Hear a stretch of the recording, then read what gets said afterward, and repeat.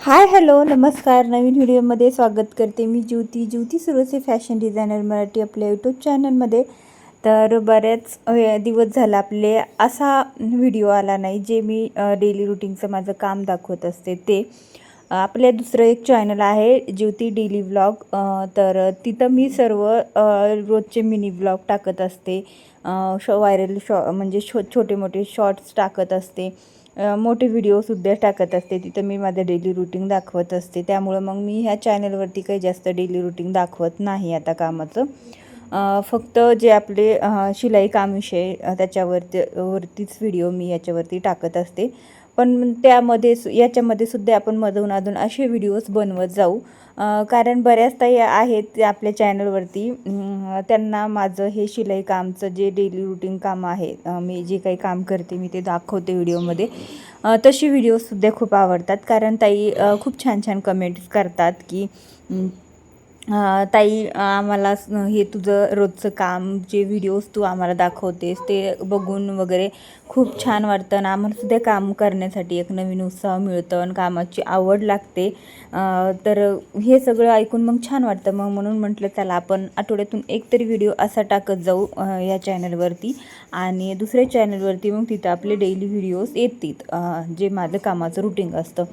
तर चला, काही ब्लाऊज शिवलेले होते ते सुद्धा व्यवस्थित करून घेतले. काही शिवायचे पण होते आणि काही कटिंग पण करून घेतले होते. काही करायचे पण होते. म्हणजे आजचं कामाचं रुटीन असं होतं की ब्लाऊज पण शिवायचे होते, कटिंग पण करायचं होतं आणि बरेचसे कामं पण करायचे होते. पण म्हटलं चला आता जे काही सकाळचं माझ्याकडं मैत्रीण बाहेर गावाला जाता जाता तिने मला पिशवी दिलेली होती. तर मग त्याच्यामध्ये 2 ब्लाऊज कटिंग करून तिने मला दिले होते.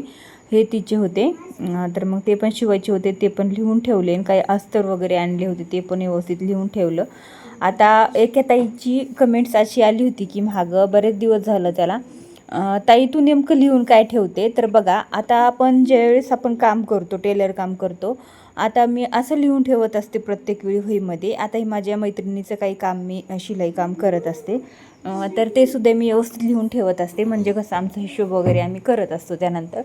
आणि अस्तर वगैरे मी तिच्याकडून आणते, फॉल्स आणते. तर त्याचेसुद्धा हिशोब एकदमच मी तिला महिन्याला पैसे देत असते. कारण रोजची रोज कधी असतात जवळ, कधी नसतात पैसे. किंवा रोज आपल्याला गिराईकसुद्धा लगेचच पैसे कधी देत.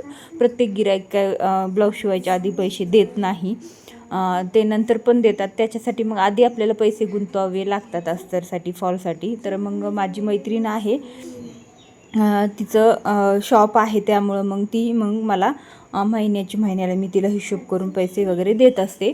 त्याच्यामुळं मग मी अस्तर वगैरे आणले, फॉल आणले की मी लिहून ठेवत असते किती काय आणलेले आहेत, काय काय कोणते कोणते आणलेत. तर मग हे सगळ्या गोष्टी मी तिथं वहीवरती लिहून ठेवत असते.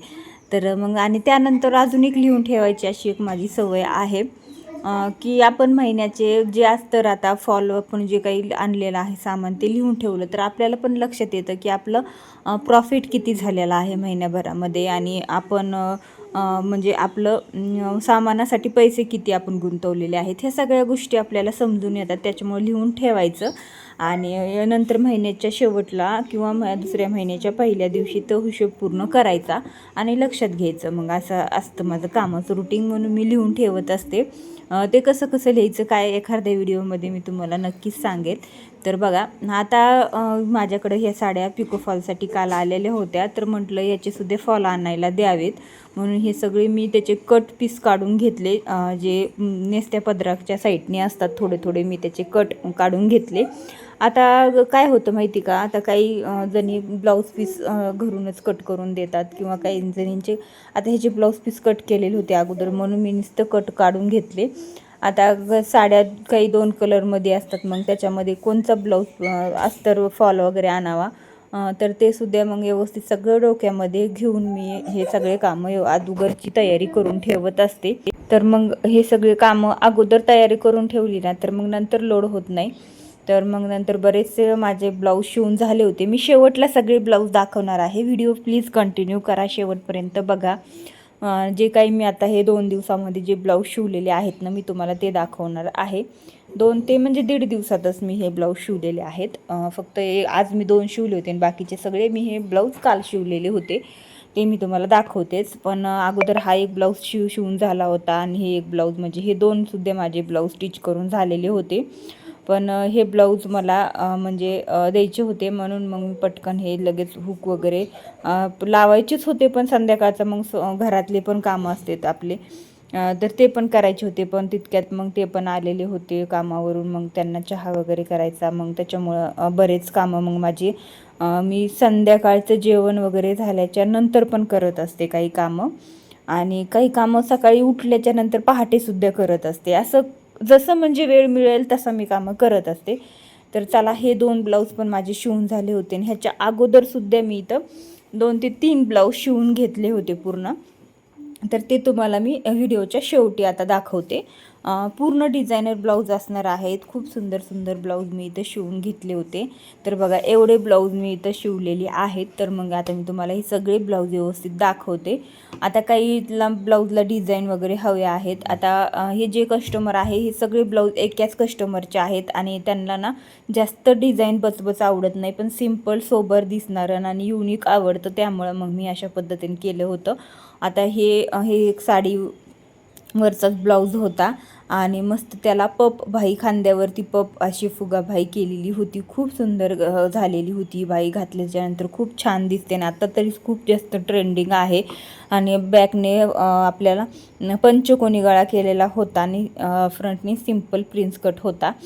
हा सुद्धा ब्लाऊज फ्रंटने मस्त असा सिम्पल प्रिन्स कट होता, गोल गळा होता, आणि अशा पद्धतीचा शिवलेला होता.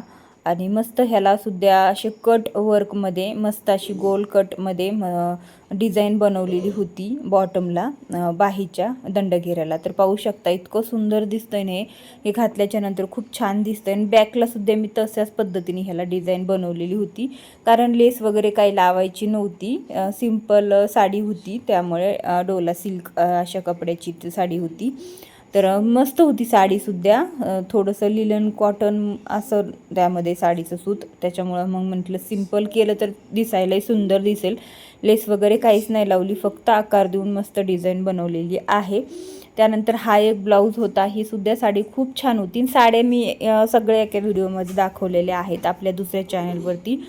त्याचा व्हिडिओ अपलोड केलेला आहे मी, तो पण तुम्ही नक्की बघा.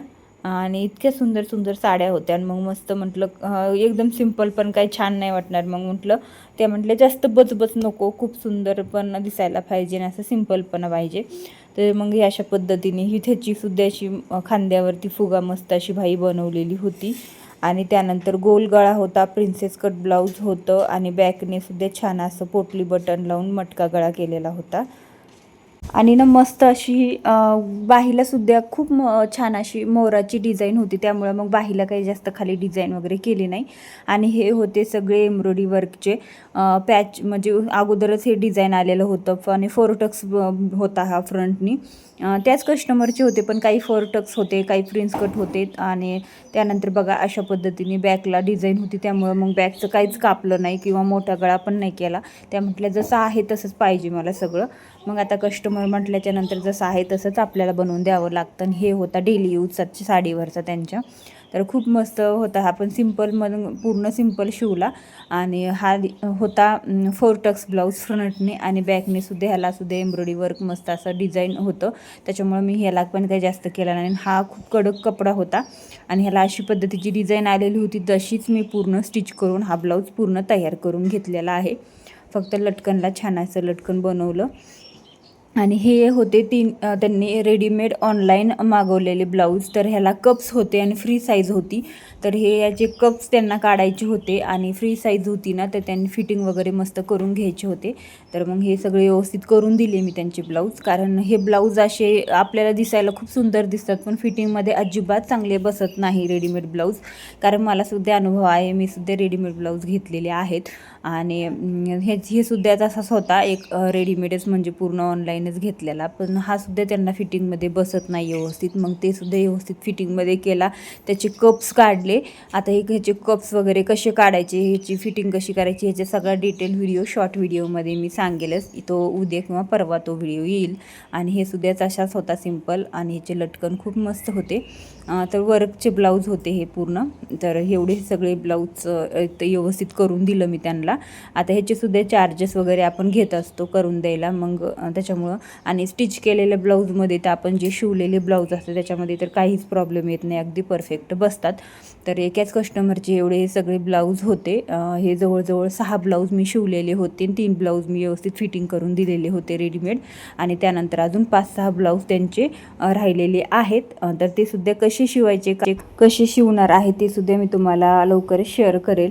आणि त्यानंतर हे काही ब्लाऊज मला शिवायचे होते, पण म्हटलं आता हे ब्लाऊज उद्या घ्यावं शिवायला. आणि बघा एकाच कस्टमरचे एवढे ब्लाऊज असतात, तर खूप जास्त असतात. मग हे सगळं आपलं फिनिशिंगवर डिपेंड करतं, आपण काम कशा पद्धतीने करतो. तर चला, व्हिडिओला लाईक करा, शेअर करा, आणि चॅनलवर नवीन असाल तर सबस्क्राईब करा. भेटू उद्याच्या व्हिडिओमध्ये. तोपर्यंत बाय.